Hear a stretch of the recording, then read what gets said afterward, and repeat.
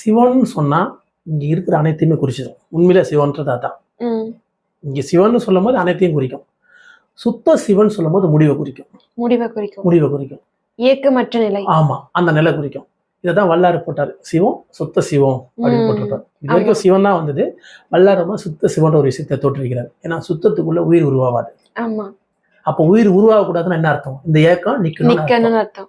அதுக்கு தான் நான் லவ் பியூர் லவ்னு சொல்லுவேன். ரைட். ஏன்னா லவ்னும் போது அது பியூரா மாறும்போது இங்க ஒரு விஷயம் பாருங்க, லவ்வுக்கும் பியூர் லவ்வுக்கும் வித்தியாசம் இருக்குது. அதான் சொன்னேன். இப்போ எப்படி நான் சுத்த சிவன் சொல்லணும், அந்த சிவமா இருக்கும்போது இந்த ஏக்கம் இருக்கும். அது சுத்த சிவமா மாறும்போது ஏக்கமே இருக்காது. அந்த நிகழ்வு ஸ்டார்ட் ஆகணுன்றது அவர் வரும்போதே அதுல வந்துச்சு. அதாவது எல்லாமே மரணம் இல்லாத போக முடியும், மரணம் இல்லாத பெருவாழ்வு இங்க எல்லாரும் வாழணும், அதாவது எல்லா உயிரும் இன்புற்று வாழணும்னு சொன்ன வார்த்தைக்கான அர்த்தமும் இதுதான். உண்மைங்க. இதுதான் அதுக்கான அர்த்தம். நான் அதைத்தான் இந்த செயலை செய்யும்போது எனக்குள்ள உணர்வு வந்துச்சு. அப்போ சுத்தத்துக்குள்ள உயிர் உருவாவாது.